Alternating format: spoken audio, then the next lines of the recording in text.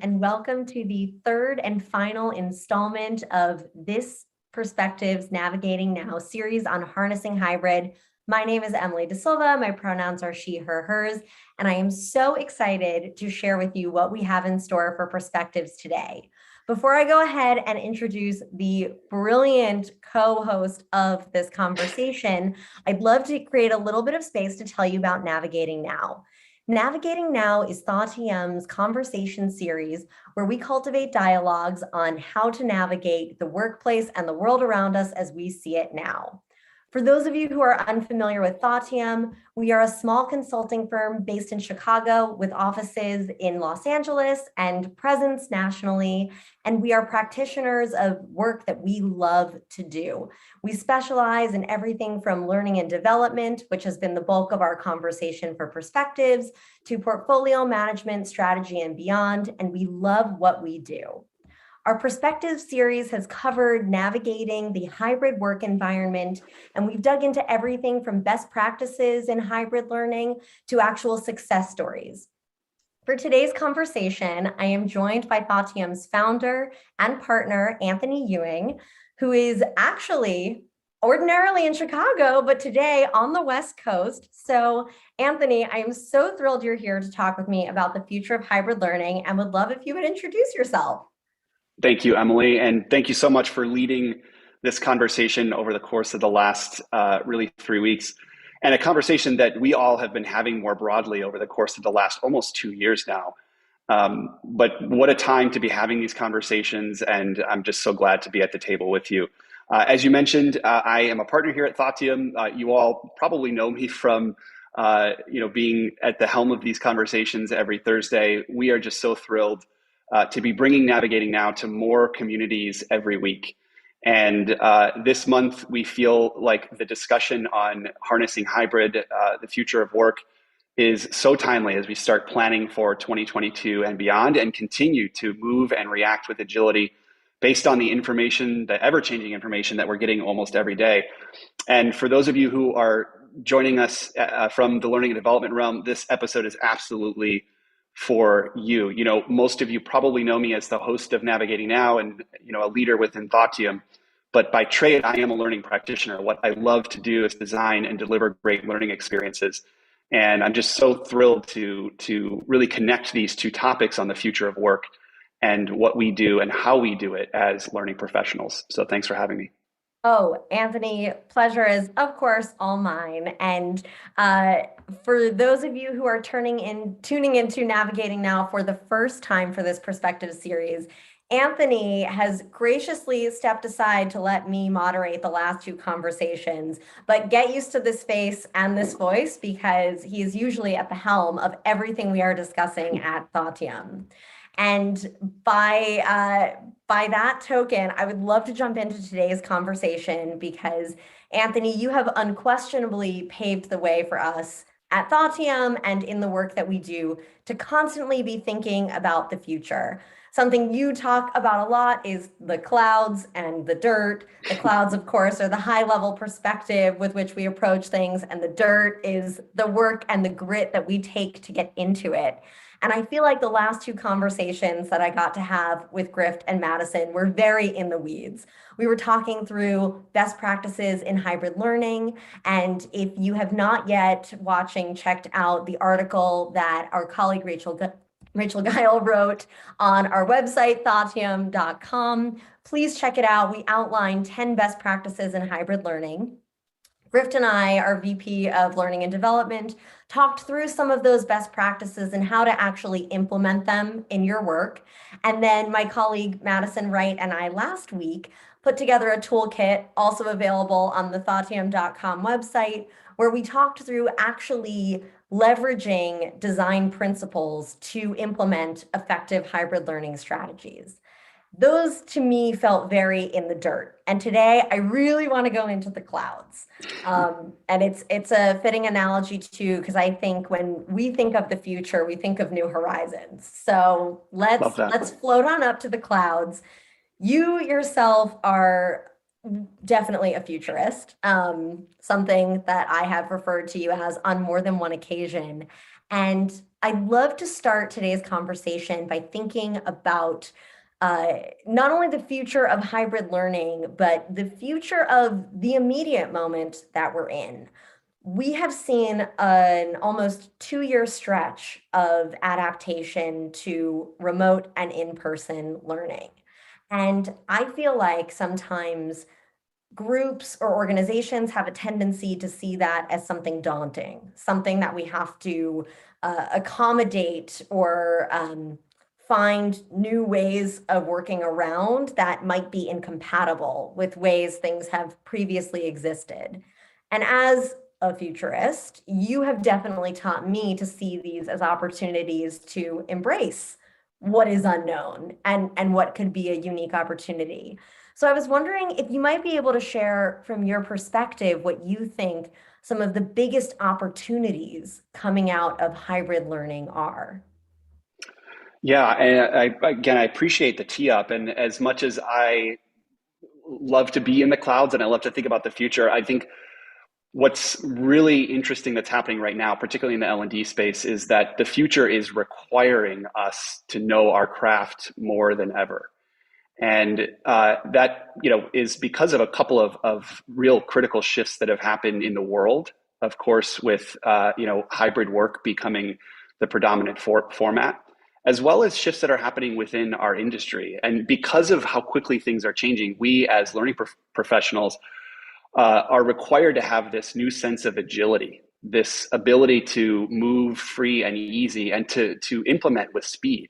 So at the front end of the pandemic, if that was immediately thinking about ways that we could support our remote learners, it's now moved to how do we support a better future for our learners, whether that be in person or virtually. How do we take all of the great learnings from the course of the last 12 to 18 months and really enhance and upgrade our ability to engage learners with quality experiences that add to unique outcomes that really can be measured.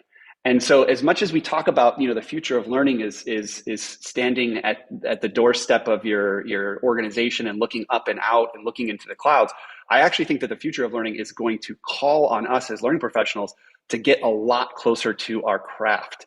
And I think we have a perfect example of that today in some experience that or some perspective that we've developed over the course of the last 6 or 8 months in how we more rapidly apply what we know as learning professionals to meet the needs of learners. And just excited to get into that conversation. Amazing. Well, to that end, how in these opportunities that the hybrid landscape have provided for us are we meeting these learners? Yeah, I almost think what we can do here is start to unpack a very specific opportunity that we've had at Thoughtium here over the course of the last 6 months to innovate, to increase our level of agility, and as I mentioned before, to apply our practitionership. At the beginning of the pandemic, we were doing a lot of both live and remote training. We work with learning professionals, we work with commercial colleagues, sales representatives, you name it. And I would say we were maybe 60-40 in person versus remote, and clearly that had to almost switch overnight. So we, at Thoughtium, had to really challenge ourselves in terms of how we package up our offerings and how do we design and deliver for the virtual space. The Learning Accelerator, which is a fairly new for us, but not new to the industry offering, really combines the best of both learning design and delivery and does it in a completely remote fashion. And I think we as a team in building this and deploying it now to several hundred learners have learned a lot about what it takes to design for this new hybrid space. And a couple of things come to mind. The first and foremost is, I think we have realized over the course of the last 2 years that the focus for learning and development is no longer on the content. In fact, the content has become the commodity and the delivery has become the differentiator. So our focus over the last 12 months has been a lot more on designing for great delivery.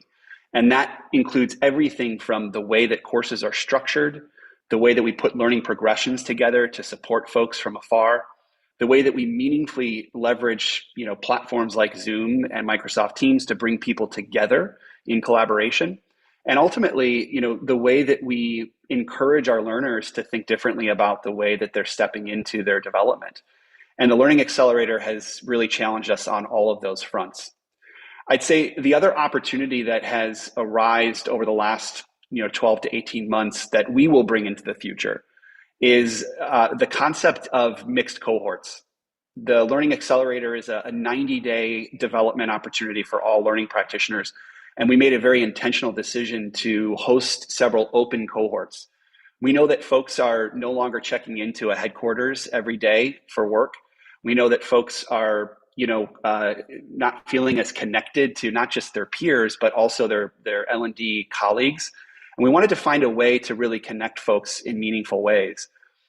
Mixing cohorts or allowing folks from different organizations to apply their learning in an almost open forum has really given us and opened our eyes to just the power of cross-functional and even cross-industry collaboration.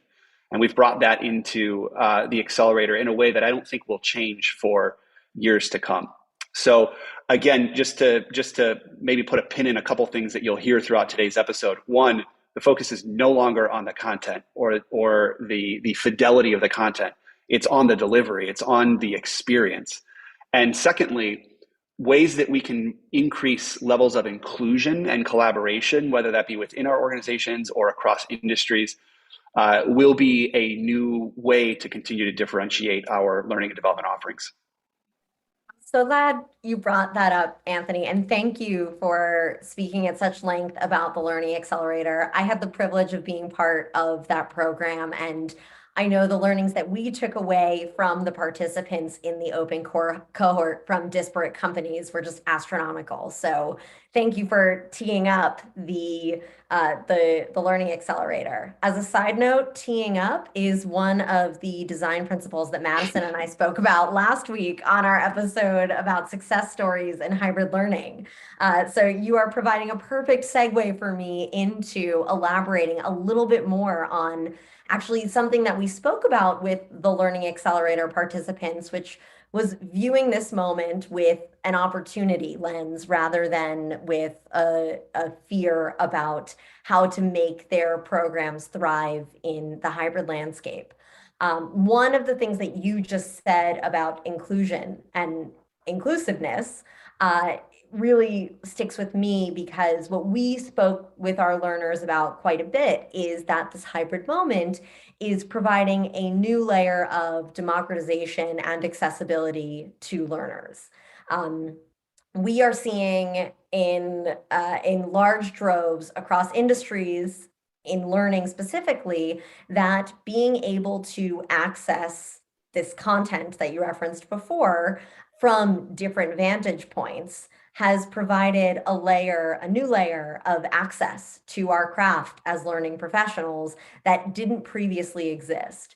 And I think even before the pandemic, where we saw trends in sites from YouTube to learning platforms, even LinkedIn, to glean learnings on our own personal time, have now trickled into the professional landscape and the corporate landscape. And we're also seeing the gap closing pretty dramatically between what we consider learning on our personal time to what we consider learning on professional time.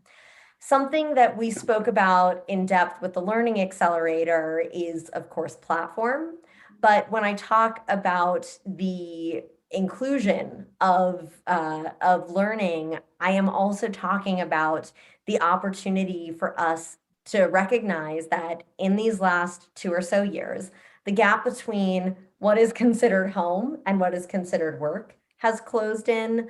The gap between what we consider personal values versus values we seek in a professional landscape has closed in.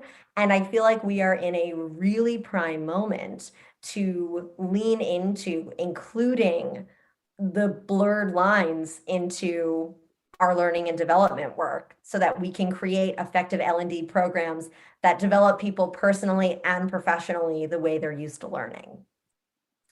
Yeah, Um, I couldn't agree more, and I want to definitely reiterate this charter, that we have as learning professionals to close that gap between mm, the way our learners experience their own growth and development in their personal lives and professionally. And I think that's been spawned by a yeah. couple of things. One, and I think you eloquently noted, the pandemic has blurred the lines almost physically, right, between our home lives and our work lives.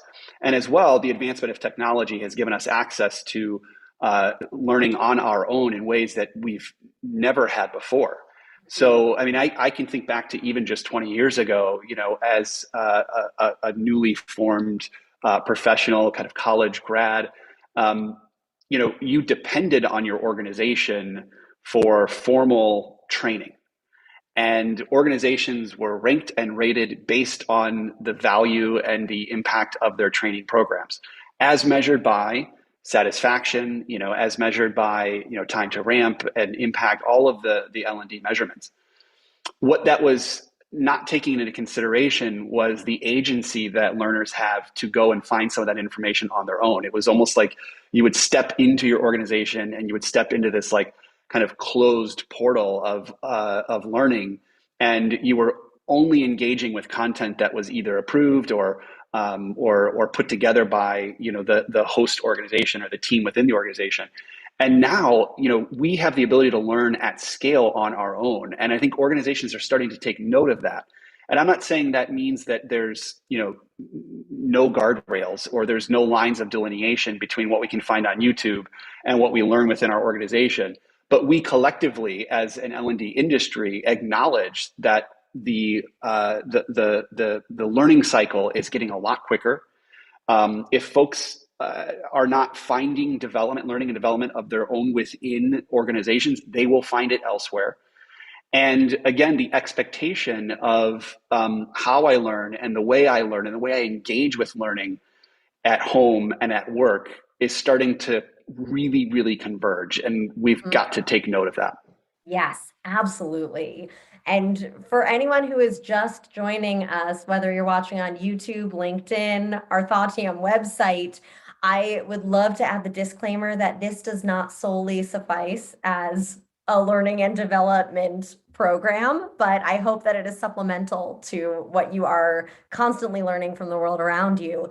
This is our Navigating Now series, which I'm biased, but I believe has a lot of really wonderful conversations from which to learn. And I do sincerely hope this becomes among them.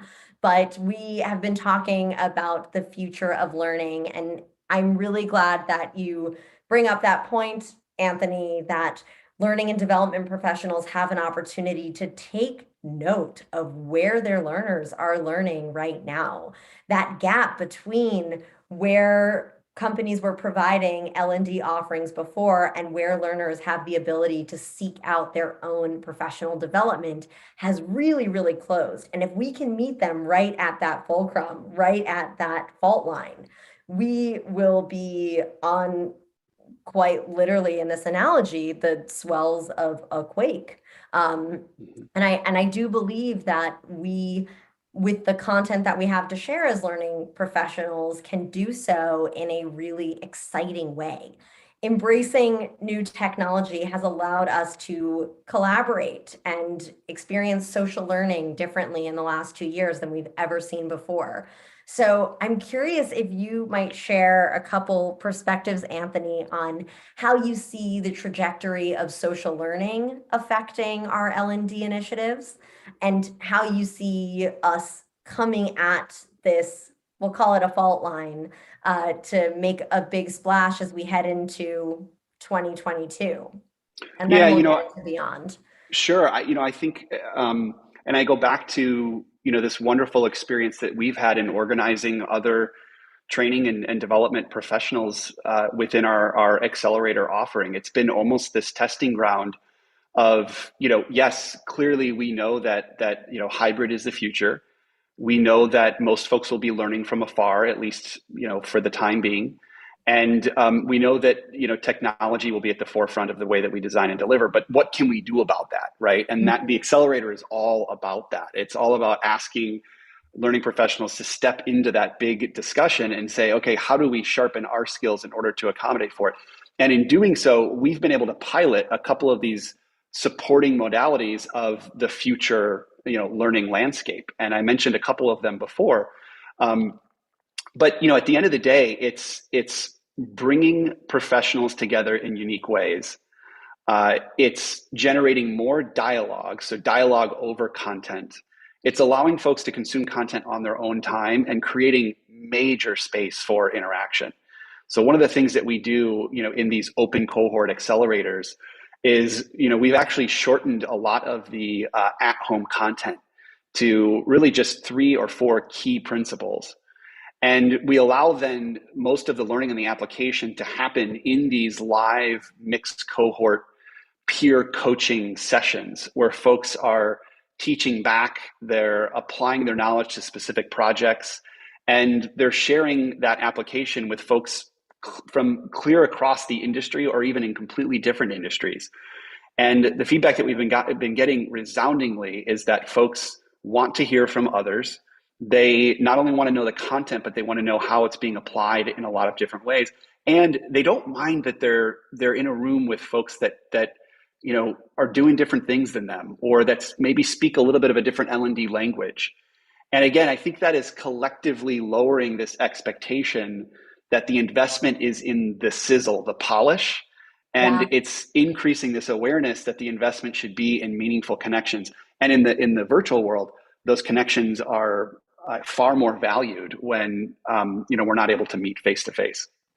And I think we're seeing something sort of similar in the content landscape at large. We've seen over the last 3 to 4 years, this might be a factor of video expansion on social platforms and video as a way we primarily communicate, but we've seen an inclination toward lower I want to say quality in terms of fidelity, but we've seen more at-home video type, lower production value content go very far in terms of audience reception.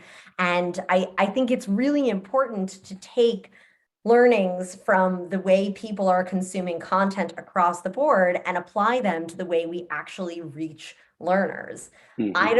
I don't know about you, but I would say that most of the video content that I consume now is because of substance and because of what I potentially have to gain from watching the video, whether it's entertainment, educational, something that is shareable, long form, short form, whatever form it takes.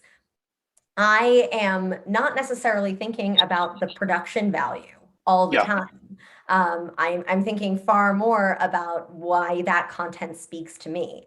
And there's such a cue we can take from the content playbook that delivery and substance is far more important in this moment. And I think for the next couple of years than the actual production value. Yeah, I love that. Delivery, substance, and also speed, right? I mean, Yeah. I am still so geeked at the fact that we're able to do this show live to our community every Thursday. This from a technical perspective was not doable 2 years ago. And I would even say just from, a general acceptability, almost cultural perspective, something like this was maybe not at the forefront of a small business, as short as maybe 2 or 3 years ago. And the fact that we're able to do this, a show like this, and deliver, decent quality, decent fidelity, to use your term, content, but to bring perspective and learning a lot quicker with speed to our community is not only exciting to me, but I really feel like it is a differentiator and ultimately will be an expectation of our learners. Now, and this is a topic that I just love because, Emily, if and I appreciate you sharing some of your own personal kind of consumption behaviors. It might be lower fidelity YouTube videos, it might be, first person articles, things of that nature. And I'm very much learning the same way. I can't imagine, or I'm starting to imagine what it's going to be like in terms of designing for an even younger generation who are growing up not barely knowing what a keyboard is, right? Because everything's on a laptop or a tablet. And that's just in the mechanism, let alone the content that they're watching and how that content is structured. So when I think of myself as a 6 or 8 or 10-year-old, I learned from books. And I hate to say this, but it was just pre-internet. I know I'm like really dating myself, but it was just pre-internet. And I learned from books. You learned from your teachers. You learned on the playground. Today, you fast forward and our youth Mhm. are learning from essentially, YouTube videos, social media, and of course, and hopefully, the academic programs that they're a part of. There's, the teachers, and if they're lucky, the playground as well too. But more so, I mean, I look at my younger cousins who, when they want to learn the piano or they want to learn a new video game, they're watching YouTube videos of people who are learning themselves. So this whole concept of like just first person immersion with low fidelity content, watching people do things is going to be, again, the expectation coming up. And so if we continue to design our corporate learning programs completely off the shelf, module based, step 1 to step 4, we are in for an absolute world of hurt when we have a younger generation that comes in and isn't even going to know what that is as a format, let alone be able to learn the content and apply it in a way that helps grow and perpetuate the success of our organizations.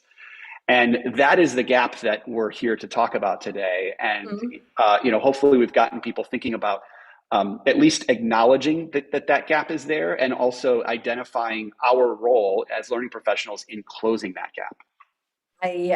There's so much to unpack in everything that you just said, and I am ready to dive into what it is we have to imagine when it comes to Love that. that next wave of learning and development. So, for anyone who is just tuning in, welcome to Navigating Now Perspectives. This is the third part of a series on harnessing hybrid specifically for learning and development.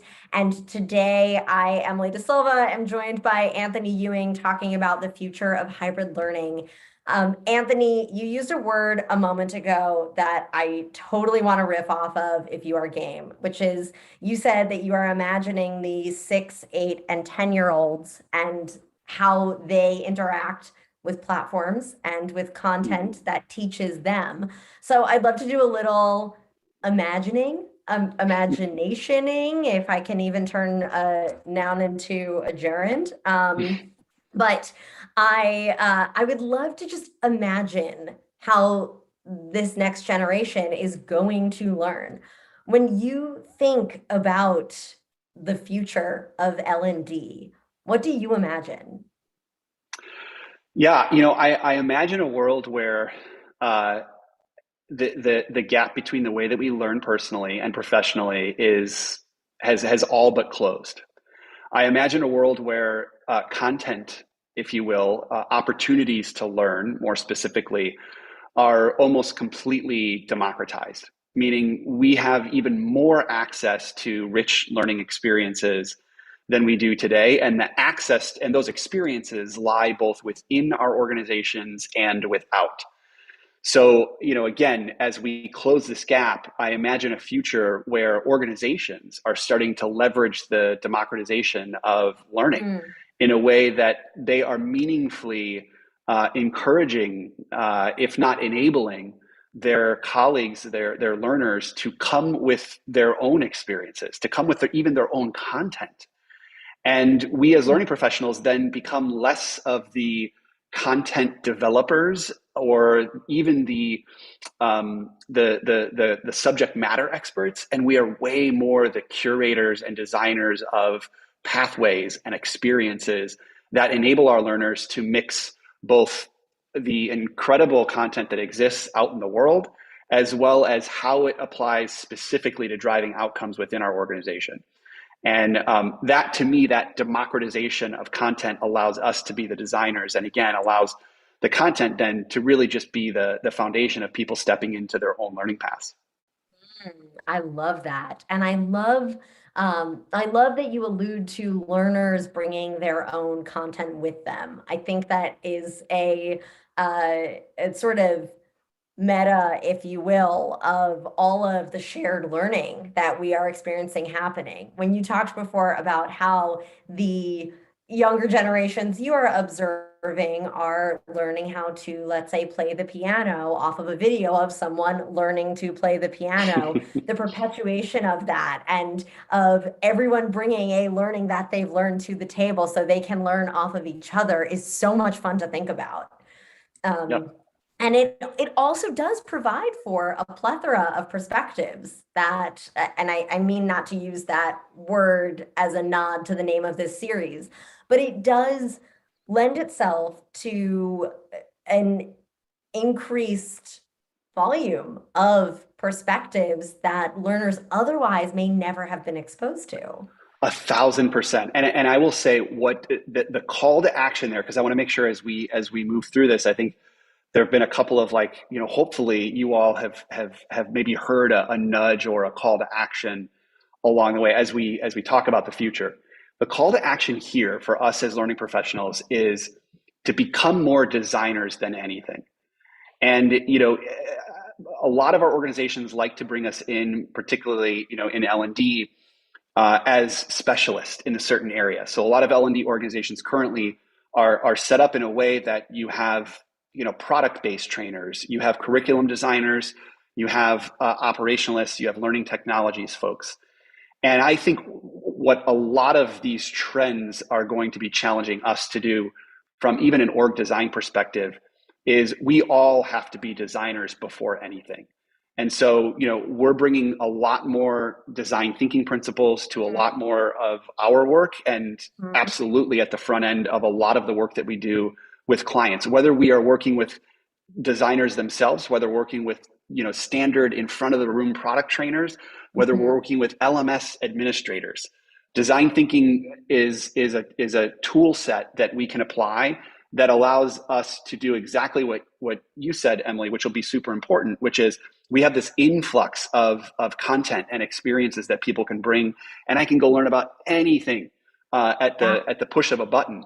But it is the pathways and it is the design work that we do as trainers and as learning and development professionals that will allow folks to see the opportunity in all that content. Again, we are the Mm. curators of these experiences. And I also think, to be honest, what that's going to challenge us to do is to rely a lot less on, external vendors and a lot less on really expensive training content that we purchase off the shelf and have to spend boatloads of money to update year over year over year. And I hate to say it, but a lot of us as lifetime learning professionals rely very heavily on external content vendors, and and yes, that allows us to do things with speed and potentially create some customization in these programs. But we're so then reliant on a particular piece of content or a particular modality that we get stuck. And I will tell you, the world and our industry is moving fast enough now that to take a look at your content library every year and do a couple light refreshments, it's just not going to get you where you need. So we all have to be designers. And I would start with design thinking principles as a foundation of that mentality. Oh, I love that. And I love being able to apply those design thinking principles. From the Mm-hmm. perspective of the learners, though, if we are observing that learners are coming into learning environments with this inundation of content around them, how, as learning professionals, can we be actively inclusive of the learnings that they are bringing to the table? Is there some kind of world where learners are effectively going to develop their own paths or are going Mm-hmm. to come into a new job, a new learning environment, an onboarding experience with a preset path that they maybe know works for them or that they Yeah. have to share with others? Yeah, I think that is actually the next level. Mm. If our responsibility now is to build these learning pathways within our organization that map to specific roles or specific outcomes for the organization, I think the future is going to call on us to create frameworks that allow learners to develop their own. and ultimately allow learners to come in with their own content and even their own previous learning and development experiences from prior organizations or maybe certifications that they've taken on their own, and include that in the way that they're developing within their new role.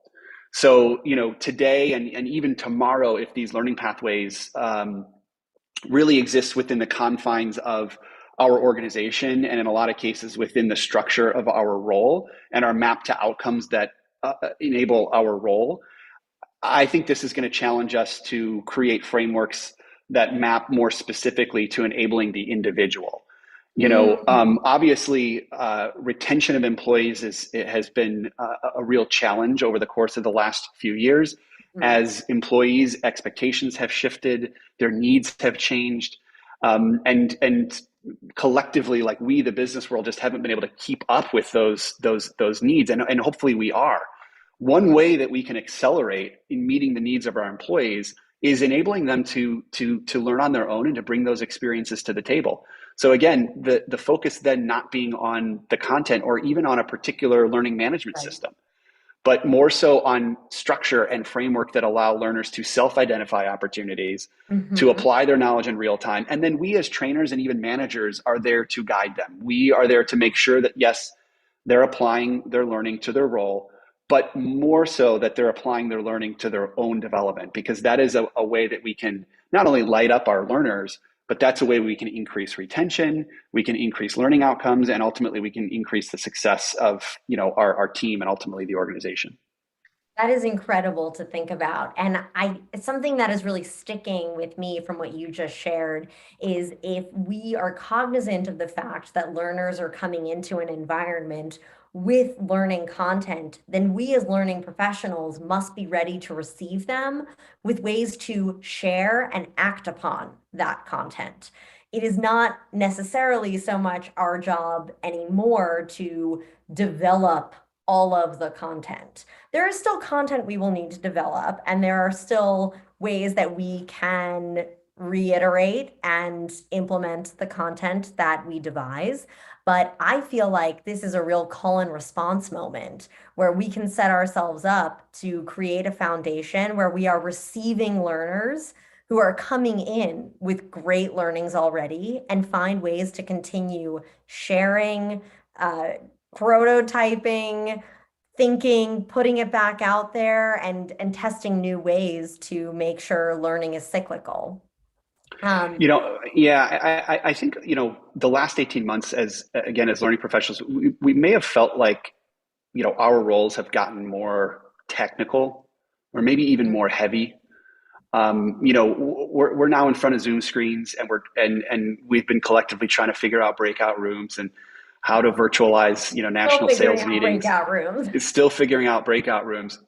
One of the things I think we've learned in developing the accelerator, which again, it has been our almost prototype of this, future hybrid learning modality, is that the future of learning actually requires us to really let go of some of our kind of technical expectations of how content is structured, of even the quality and production of the final output, if you will, and as well let go of our expectations in terms of strong arming learners to specific outcomes. Within the accelerator, we've learned that our power is to move with agility within these cohorts and to guide them in the right direction, allow them to make their own connections. And that does include them, allowing them to bring their own projects to the table and apply it in real time in a way that, even in these open cohorts, when we have folks from financial services on one side of the table and folks from life sciences on the other side of the table, their projects are completely different.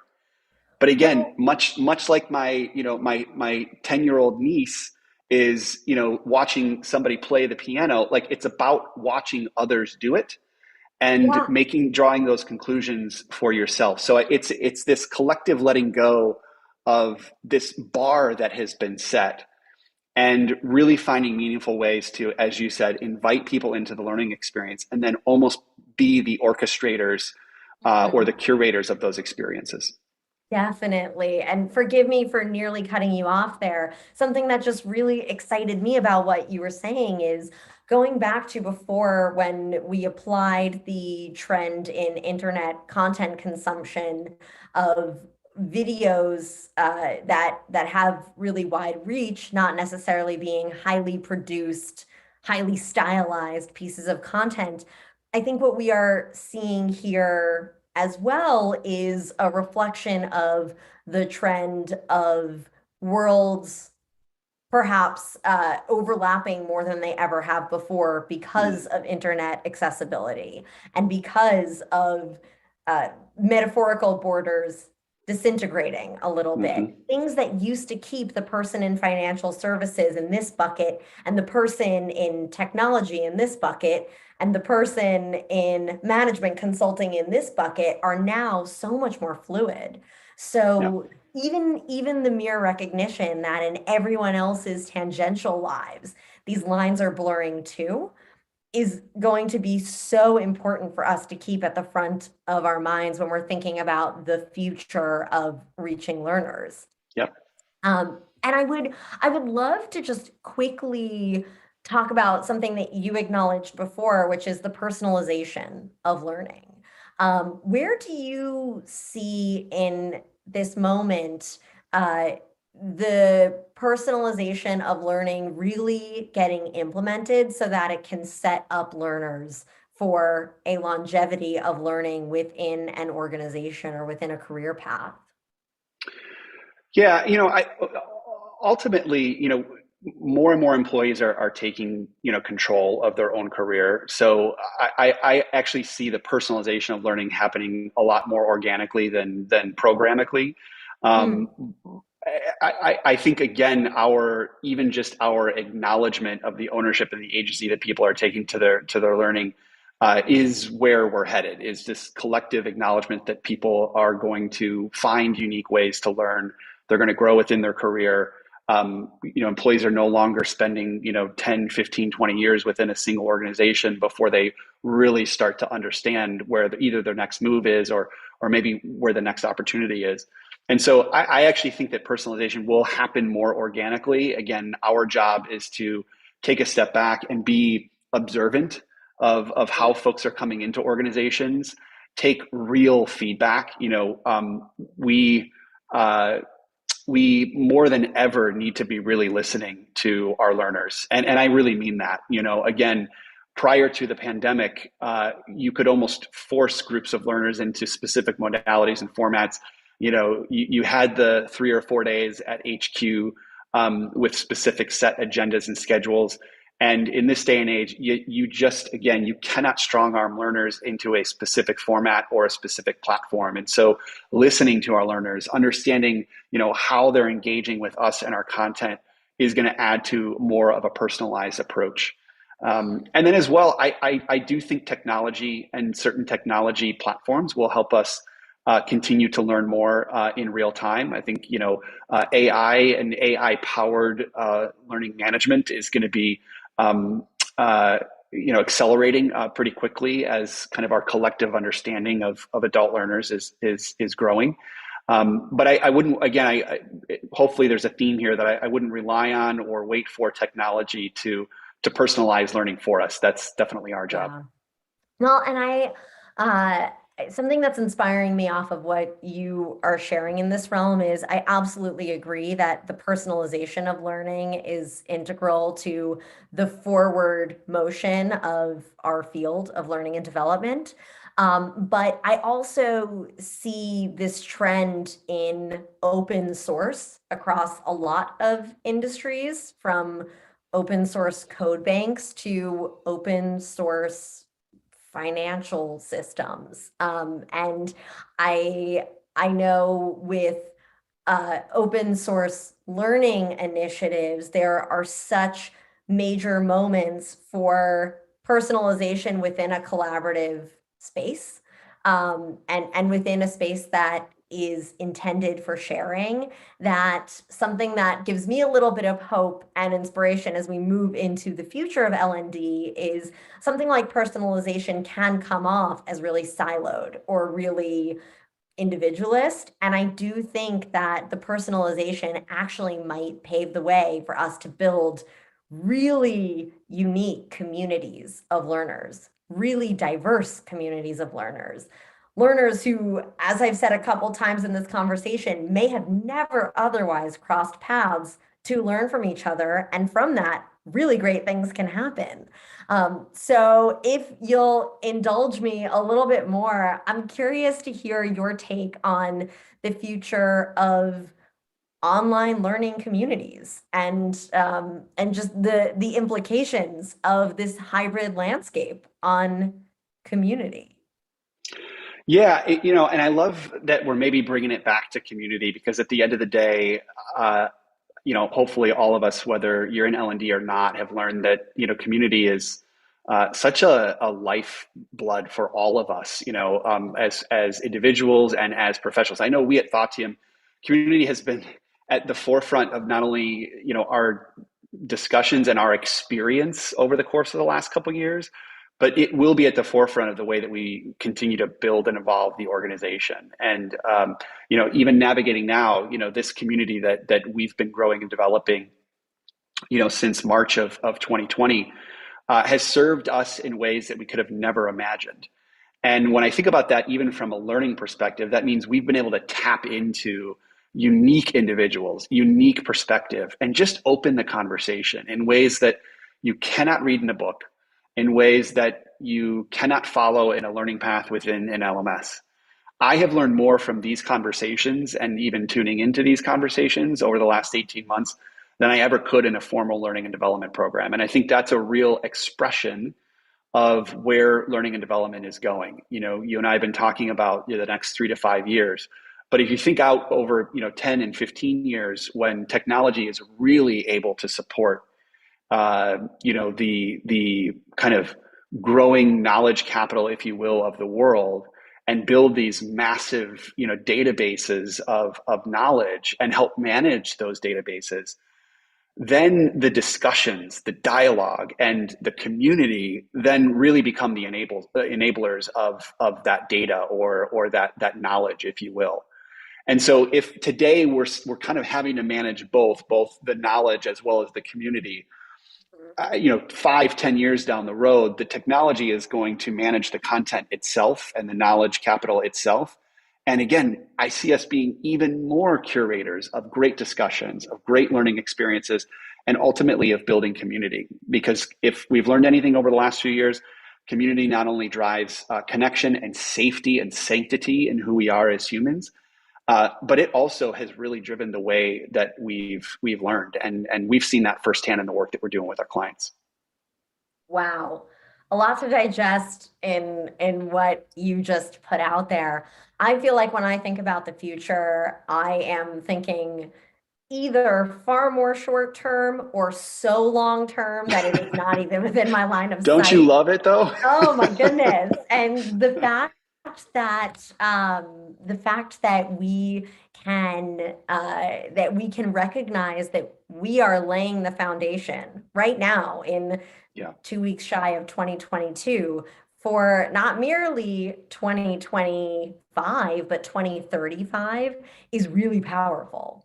And I do think that so much of that is going to depend on continuing to meet learners where they are, recognizing their habits of content consumption and of application of learning, and an opportunity to share that. And everything that you are saying, from staying on top of where the technology is so that we can leverage the technology properly to meet the learners, is going to be so vital for the next 2 years, but also the next 10 years. That is something that definitely really excites me. Before we put together some great key takeaways that anyone listening to this can do for some future storming, I'd love to ask you, Anthony, what is the thing you feel you are most excited about when it comes to the future of L&D? Mm. Wow, we didn't prep for that one, Emily, but I love that question. That's You great. know I mean, me, putting you on the spot. yeah, no, it's a question we should all be asking ourselves because uh, one of the things that I have been excited about in the last few years has been our increased role in the success of our organizations. We think back to earlier this year, LinkedIn put out a wonderful workplace learning report that Mhm. showed that L&D professionals have a real seat at the table, qualitatively and quantitatively. Organizations at the doorstep of the pandemic turned and immediately looked to L&D to help support continuity, and efficiency and effectiveness of our organizations. And we did that, step one, by figuring out this whole virtual thing. Step two, by reimagining the way that we connect as employees. And L&D was at the forefront of that. And I think the next step, and what I'm most excited about, is L&D having such a seat at the table that we're able to help design and curate the overall employee experience and not just the learning experience. And I hope those, trainers, learning development professionals, HR professionals that are tuning in have all experienced maybe what we have, which is more parts of different organizations are calling on us to solve real problems. And at the heart of those issues or those opportunities are how do we connect our employees in meaningful ways. And so I'm most excited about L&D not only having a seat at the table, but also really helping solve for the most human element of what it takes, and then what it's like to be a corporate citizen in today's world, and that's a tall responsibility. And I know every day as trainers, we don't necessarily feel like we're at the helm of the overall employee experience, but I hope that everybody's had a taste of that in the course of the last 12 to 18 months. And I foresee us having a lot more of that opportunity in the next, 5 to 10 years. Wow. What a takeaway. I definitely identify with the excitement toward the next 5 to 10 years and the opportunity for L&D to have a seat at the table. And for anyone watching this who works in L&D, learning and development, who values learning and development, making sure that L&D is present in the dialogues that you are a part of as you plan for the next handful of months, years, decades ahead is, in my opinion, only going to help further all of us as both corporate citizens and as citizens. Um, I also am just really inspired by the fact that this moment has reiterated the importance of learning. I think it's very easy when given the opportunity to learn to take it for granted. And what this hybrid landscape has done and reminded us is that learning is the core of retention, growth, connection, all of these wonderful things that we seek and that we thrive on as people. And that the workplace can be an incredible destination for continued learning, growth, connection, development, all of the above. So I'm really excited to exist in this next generation of learning and development.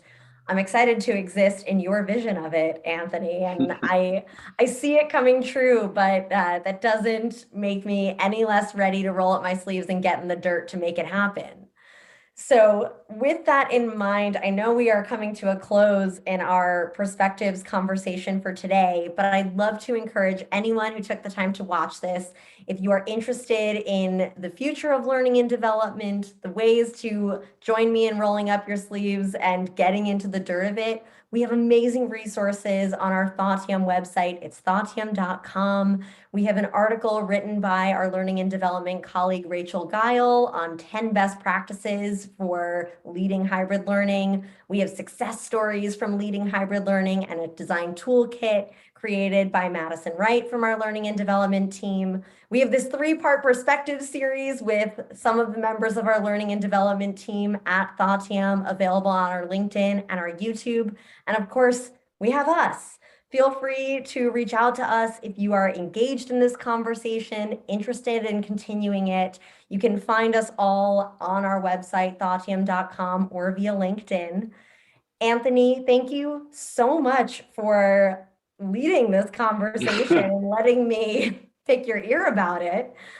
It has been so much fun talking to you about the future. Thank you, Emily. Incredible, incredible work here with the perspectives in December. And we really look forward to continuing to bring or shed light on these incredible opportunities for years to come. Really, really appreciate your leadership here. I appreciate the opportunity and very much looking forward to leaping into the future of learning and development with all of you. Thank you so much. Bye now.